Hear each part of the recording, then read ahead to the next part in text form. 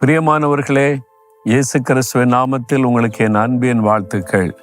இது என்னது, ஒரு வேனுக்கு முன்னால் நிற்கிறீங்க அப்படின்னு பார்க்குறீங்களா? தி பிரெட் ஆஃப் லைஃப் அப்படின்னு எழுதியிருக்குதுல்ல, இது ஒரு சர்ச்சு. இங்கே சான் பிரான்சிஸ்கோ பட்டணத்தில் ஃப்ரீமான் என்கிற இடத்துல கார்னர்ஸ்டோன் ஃபெய்த் மினிஸ்ட்ரிஸ் அப்படின்னு ஒரு தமிழ் சபை இருக்கிறது. அந்த சபை ஆராதனை நடக்கிற ஆலயத்துக்கு முன்னால் இருக்கிறேன். இந்த வேன் இந்த சபைக்குரியது.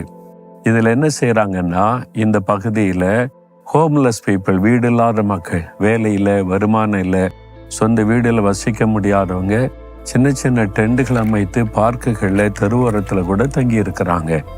அப்படிப்பட்ட ஏழை மக்களுக்கு, சாப்பிடக்கூட வழி இல்லாமல் கஷ்டப்படுகிற மக்களுக்கு இந்த சபையார், இந்த சபையில் இருக்கிற பாஸ்டர், இந்த சபை விசுவாசிகள் ஒவ்வொரு வாரமும் சனிக்கிழமை அந்த மக்கள் மத்தியில் போய், இந்த வேனுக்குள்ள கிச்சனே இருக்கிறது, சமையல் பண்ணுகிற பெரிய கிச்சன் வசதி உண்டு, சூடாக சமைச்சு அவங்களுக்கு ஒரு வேளை உணவு கொடுக்குறாங்க. 150 to 200 பேருக்கு மேலே இதன் மூலமாக அவங்க நன்மை பெறுறாங்க. இந்த மக்கள் ரொம்ப சந்தோஷமாக சூடாக தயாரித்து கொடுக்கிற உணவை உண்டு மகிழ்ச்சி அடைகிறாங்க. இயேசுவின் அன்பை அதன் மூலம் அந்த மக்களுக்கு வெளிப்படுத்துகிறார்கள். இந்த மாதிரி சபைகள் தேசமெங்கிலும் எழும்பணும். நீங்கள் கூட செய்யலாம். ஊழி செய்கிறவங்க, சபை நடத்துகிறவங்க ஒரு 10 பேருக்கு ஆகாரம் கொடுக்கலாம். அது பெரிய ஆசீர்வாதம். சரி, இன்றைக்கு ஆண்டவர் எனக்கு என்ன வார்த்தை சொல்லுகிறார்? எபேசியர் 5:16 நாட்கள் பொல்லாதவைகள் ஆனபடியால் காலத்தை பிரயோஜனப்படுத்தி கொள்ளுங்கள். காலத்தை பிரயோஜனப்படுத்துங்கள். ஏன்னா இது கடைசி காலம், கொடிய காலம். நமக்கு எல்லாருக்கும் அறிந்திருக்கிறபடி மனுஷனுடைய சுபாவம் மாறிவிட்டது, சூழ்நிலை மாறிவிட்டது. கடைசி காலம், உலகத்தின் முடிவு காலம் இப்படிதான் இருக்கும். இந்த காலத்துல உங்களுடைய காலத்தை நீங்கள் பிரயோஜனப்படுத்தி கொள்ளுங்கள் என்பதாகவே சொல்லுகிறாரு. அதாவது நம்முடைய நேரத்தை வீணாக்கி விடக்கூடாது. ஒரு நாளைக்கு 24 மணி நேரம் இருக்குல்ல, என்ன செய்றீங்க? ஒரு நாள் உட்காந்து எழுதி பாருங்களேன். எவ்வளோ நேரம் தூங்குறீங்க, எத்தனை மணிக்கு எழும்புறீங்க, காலை எழும்பின உடனே என்ன செய்றீங்க, நீங்கள் எதுக்கு எவ்வளோ நேரத்தை ஒதுக்குறீங்க, வேலைக்கு போகிறது, பிஸ்னஸுக்கு போகிறது, படிக்கிற அந்த காலேஜ் ஸ்கூலுக்கு போகிறது, ஊழியக்காரில் இருந்தால் எவ்வளோ நேரம் ஊழியம் செய்கிறீங்க. தினமும் ஒரு 24 மணி நேரத்தை எழுதி பாருங்கள். நிறைய நேரங்கள் வீணாவது நமக்கு தெரியும். நேரத்தை வீணாக்கி விடாதுங்க.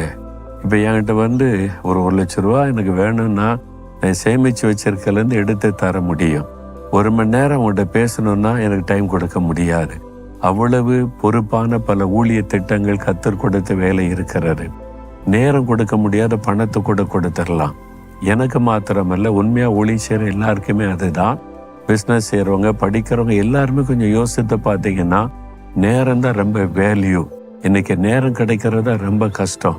ஆனால் இந்த சூழ்நிலையில் ஒரு நாளைக்கு 7 மணி நேரம் 10 மணி நேரம் வரைக்கும் செல்போனில் வீணாக உட்கார்ந்து நேரத்தை போக்கி கொண்டிருக்கிற நிறைய மக்கள் பெருகி கொண்டிருக்கிறார்கள் என்று கணக்கெடுப்பு சொல்லுகிறது.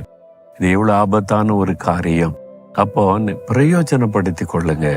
காலையில் எழுந்த உடனே முதல் மணி நேரம் இயேசுவோடு பேசுவதற்கு, ஜெபிப்பதற்கு, வேதத்தை தியானிப்பதற்கு, நான் தேசத்துல நடக்கிற காரியத்திற்காக ஜெபிக்க, அப்புறம் உங்களுடைய சரீர ஆரோக்கியத்துக்காக ஒரு 1/2 மணி நேரம் நீங்க வாக் பண்ணலாம். உங்களுடைய சரீரத்தை நீங்க ஆரோக்கியமாய் வைத்துக்கொள்ள. அப்புறம் நீங்கள் ரெடியாகி உங்களுடைய வேலைக்கோ நீங்கள் படிக்கிற இடத்துக்கோ போக, பிஸ்னஸுக்கு போக ஆயத்தப்படுத்தி கொள்ளலாம்.